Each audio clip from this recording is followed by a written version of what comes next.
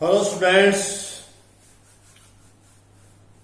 आपका online education class में फिर से आज की सुबह में स्वागत है। छात्रों, जैसा कि आपको पता है कि कल हम 10वें पाठ का शुरू किया था जिसका नाम है प्रतियोगिता तथा लाभ अधिगमकरण, और इस चैप्टर की कल पहली वीडियो बनाई थी हमने जिसमें पूर्ण प्रतियोगिता बाजार व उसकी शर्तें या विशेषताओं का अध्ययन किया था। और आज जो हमारा अध्ययन का विषय है वो हमारा रहेगा उत्पादक का मुख्य उद्देश्य और संतुलन की स्थिति। ये हमारा मुख्य टॉपिक रहेगा। तो आज जो हम कर रहे हैं, देखिए स्टूडेंट, सबसे पहले तो आप ये देखिए कि जो अधिकतम लाभ है, कोई भी फर्म है वो उत्पादन किस लिए करती है। कोई फैक्ट्री है, कोई फर्म है, वो उत्पादन किस लिए करती है? सभी को पता है, लाभ के लिए। लाभ कमाने के लिए ही कोई काम चलाया जाता है, लाभ कमाने के लिए फैक्ट्री लगाई जाती है, लाभ कमाने के लिए कोई फर्म लगाते हैं। मेन काम लाभ कमाने के लिए होता है। अब कोई फर्म है, लाभ कमाने के लिए लाभ कहां से मिलेगा उसको? जो वस्तु बेचेगा। अब मान लीजिए किसी ने वस्तु को बेचने से 500 कॉपी तैयार करी है, उसने एक फैक्ट्री है और इसमें कापियां तैयार होती हैं, और उसने 500 कॉपी बनाई है और 500 कॉपी उसकी 2500 रुपए की बिकी। जो बिकता है सामान,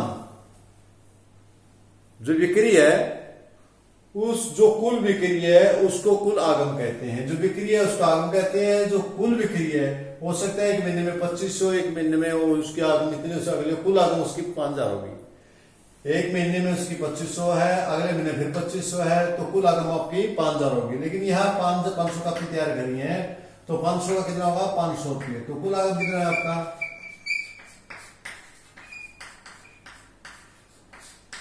2500। अब स्टूडेंट, उसने 500 कॉपी जो बेची है, तैयार भी की थी। जो इसके तैयार होने पर खर्चा है उसको हम लागत कहते हैं। हमने लागत का चैप्टर पहले पढ़ा है।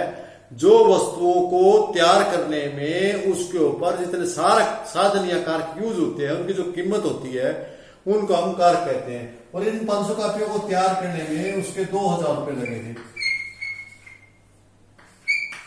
ये 2000 रुपए क्या है? उसके लागत टीसी, ये टीआर, कुल लागत। ये आ गया स्टूडेंट्स। अब देखिए उसको क्या फायदा हुआ इससे। उसने जो सामान 2000 में तैयार किया था वो कितने में बेचा? 2500 में। तो फालतू कितना बच गया उसका? 2500 घटा 2000 बराबर 500 थी। ये 500 रुपये क्या कहलाएंगे आप? लाभ कहलाएंगे। लाभ इसे लाभ अधिकतम करना कहते हैं कि लाभ कहलाएंगे। इसी चीज के लिए, इस 500 रुपये के लिए वो ये काम कर रहा है। फर्म है वो इसलिए चलती है कि उसने लाभ कमाना है। लेकिन कई बार उल्टा भी हो जाता है। मान लिया उसने 2000 रुपए का खर्चा आया था, लेकिन उसका जो टीआर अपनी टीसी 2000 रुपए लागत आई, लेकिन उसका सामान 2500 के बिकने के बजाय 1500 में बिक गया। ये भी हो सकता है बाई द वे किसी नुकसान की वजह से कुछ माल खराब हो गया हो या काफी दिन पड़ा रहा हो, पुराना हो गया हो, तो उस हालात में आपको हानि भी उठानी पड़ सकती है।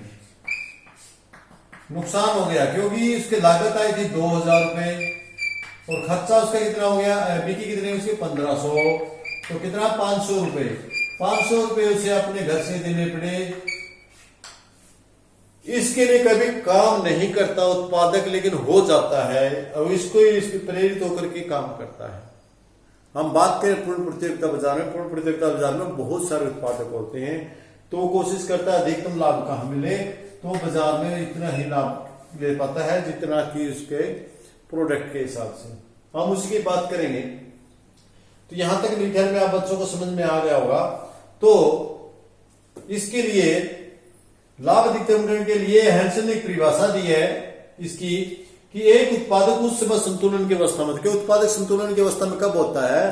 कि उत्पादक संतुलन की अवस्था में उस समय होता है जब वह उसके लिए उत्पादन में कमी करना और वृद्धि करना दोनों लाभदायक नहीं होता, उसके फायदे में नहीं होता। उस समय में चाहे वो उत्पादन में वृद्धि कर ले चाहे उत्पादन में कमी कर ले, दोनों अवस्थाएं उसके लिए लाभदायक नहीं होती, तब वो संतुलन में होता है। जब एक कोत सुयानी ने अपने शब्दों में क्या कहा है, उनके अनुसार एक उत्पादक उस असंतुलन की अवस्था में होता है जब उसे लाभ अधिकतम हो उसके। हम इसी बात को सिद्ध करने जा रहे हैं, लाभ अधिकतम कहाँ होते हैं, कैसे होते हैं। तो चलते हैं हम आगे, इसके बाद आगे पाठ पर। अब आगे हम चलते हैं, जो हमारा उत्पादक है, संतुलन है, वो दो प्रकार का होता है, पूर्ण प्रतियोगिता बाजार में दीर्घकाल में, और दूसरा नंबर एक अल्पकाल में, नंबर दो दीर्घकाल में।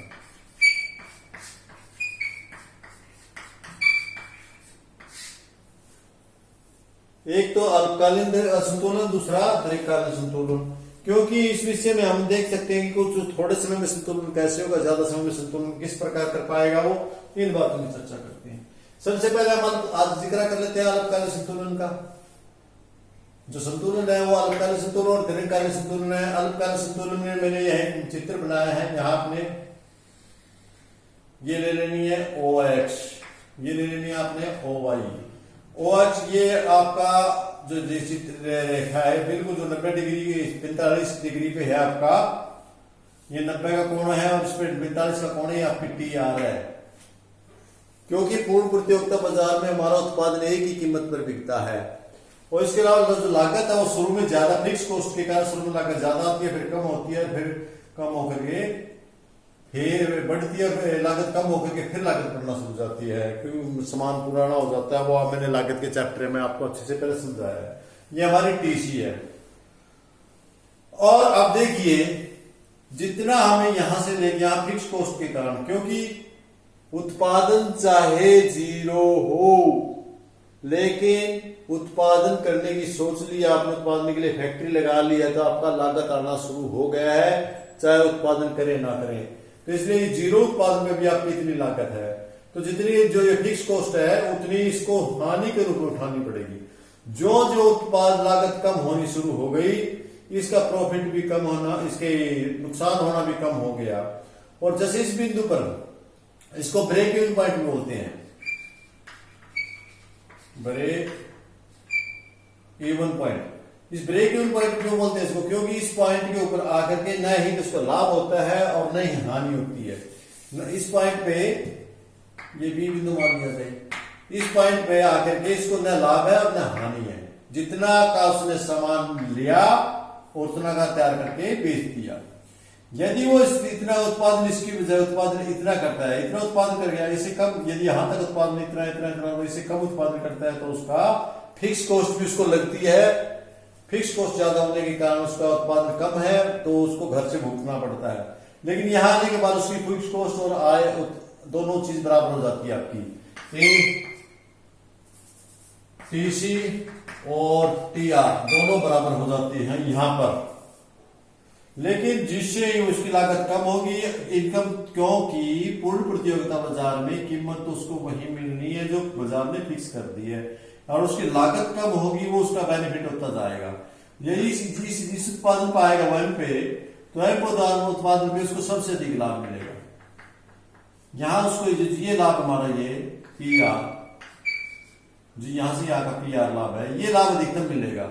क्योंकि इसके बाद फिर जो जो अपने साथ में जो और अधिक उत्पादन, इससे आगे उत्पादन बढ़ाएंगे आप, जो आगे उत्पादन बढ़ाते जाएंगे, लागत ज्यादा आनी शुरू हो जाएगी। फैक्ट्री पुरानी हो गई है, कर्मचारी सुस्त हो गए हैं, या अनेक स्ट्राइक वगैरह बढ़नी शुरू हो गई है, और जब हम इस पर जाएंगे, पॉइंट पर जाएंगे, तो लागत हमारी ज्यादा हो गई है, और जो हमारा TR है वो उसी गति से कीमत वही मिल रही है ना हमें वस्तु से, लेकिन हमारी वही कीमत मिलने के कारण हमारी इनकम तो जो आगम है वो तो उसी रेट से बढ़ रहा है, उसी दर से बढ़ रहा है। लेकिन ये हमारी कम होनी है, तो इनके बीच में इस पॉइंट पे आके इसको कोई लाभ नहीं रहता है। ये हमारी टोटल प्रॉफिट कर्व है, जो नीचे की तरफ हमारी उम्र है, ये टोटल, क्योंकि यहाँ नुकसान में थी, यहाँ से लेके यहाँ तक हानि कर्व है, यहाँ से शुरू हो गई, यहाँ अधिकतम है, इस से बिंदु के बीच में, क्योंकि यह सबसे ज्यादा लाभ उठा रही है, इसकी वजह यहां से लेके यहां तक कोई लाभ नहीं है, इधर भी कोई लाभ नहीं है, इसके बीच में लाभ, यहां सबसे अधिक लाभ है, इसके बीच का हिस्सा है।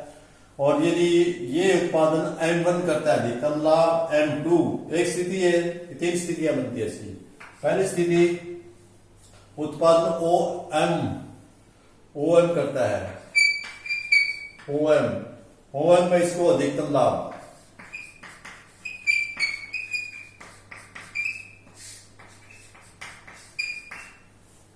दूसरी स्थिति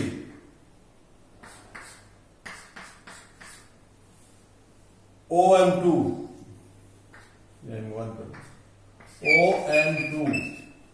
में क्या, इसको इसके यहां हानि, और OM3 करेगा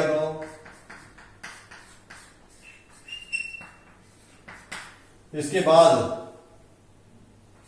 बराबर है इस पे OM से पहले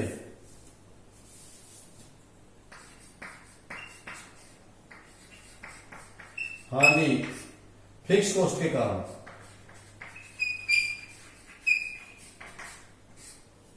और OM के बाद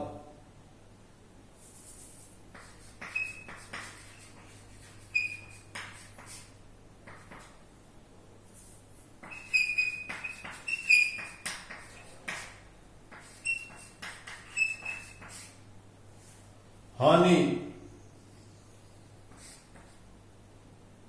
TC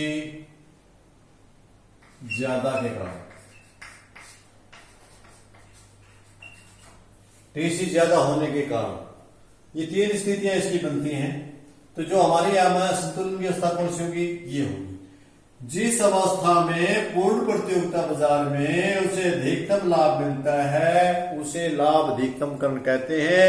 और उसी पर वो उत्पादन करना चाहेगा, संतुलन की अवस्था में होगा, इस अवस्था में OM1 अवस्था में, वह संतुलन की अवस्था में होगा, वो इससे अधिक उत्पादन करना नहीं चाहेगा, इससे कम भी उत्पादन नहीं करना चाहेगा। तो हमारा प्रश्न क्या था, अधिकतम लाभ, अधिकतम करण लाभ, अधिकतम करना, तो अधिकतम लाभ करण कहां, यहां होगा इस अवस्था में। देखो आप देख रहे हैं इस जगह स्थिति को। तो स्टूडेंट्स आज का टॉपिक इतना ही था। सबसे पहले तो आपको पता होना चाहिए TC का और TR का, फिर उनके लाभ आने का, और इसके उपरांत आपका जो संतुलन है वो दीर्घकालीन अवस्था में मैंने करवाया, उसको अच्छी तरह से आपने करना है, क्योंकि परीक्षा की दृष्टि से बड़ा इंपॉर्टेंट क्वेश्चन है। जो मैंने अल्पकालीन अवस्था में कराया है, जो दीर्घकालीन है वो आपका कल की वीडियो में लेंगे, ताकि आपकी वीडियो ज्यादा लंबी ना हो और आप भी बोर ना हो। तो कल हम लेके आते हैं अगला भाग इसका। आज के लिए मेरे ख्याल में इतना ही काफी रहेगा आप लोगों के लिए। जो मैं फिर बता रहा हूं आपको, जो इतना नुकसान उठाए इसकी वजह से आ रहा हूं, क्योंकि फिक्स कॉस्ट है, शुरू में और बिंदु पर जीरो कॉस्ट हो सकती है, लेकिन फिक्स कॉस्ट अवश्य भुगतनी पड़ेगी उसे, उसका नुकसान फिक्स कॉस्ट के बराबर उसे नुकसान लेना पड़ेगा।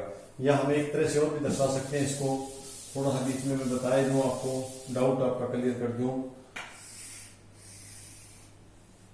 ये आपकी क्या है, TR, और ये आपकी क्या है, ये आपकी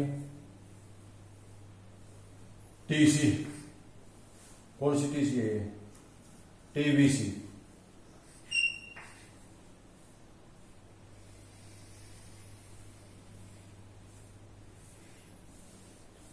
ये जो आपकी TC है, ये आपकी TFC, TC, इसमें जो ये 20 की दूरी है, ये क्या है, ये है TFC, ये फिक्स कॉस्ट। फिक्स कॉस्ट के बराबर इसकी दूरी भी इसमें बढ़ती चलेगी।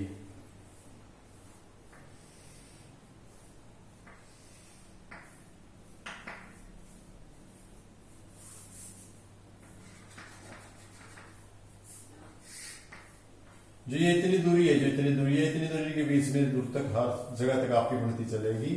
और ये किसके कारण आएगी, फिक्स कॉस्ट के कारण। जो ये इतनी कॉस्ट जीरो हो सकती है, जो आपकी परिवर्तनशील लागत है वो जीरो हो सकती है, लेकिन जो फिक्स लागत है वो आपकी जीरो कभी नहीं होगी। और इसी कारण से ये शुरू में हमारी जो फिक्स कॉस्ट उपभोक्ता जो फर्म का उत्पादक है वो इसको भुगत रहा है। जो उत्पादन शुरू हुआ ये कम होती जाएगी और कम होते होते फिर प्रॉफिट में मिलना शुरू हो जाएगी। तो मेरे ख्याल में अच्छे से समझ में आया और आप लोगों को इसको अच्छे से आपने करना है और अच्छे से तैयारी करनी है।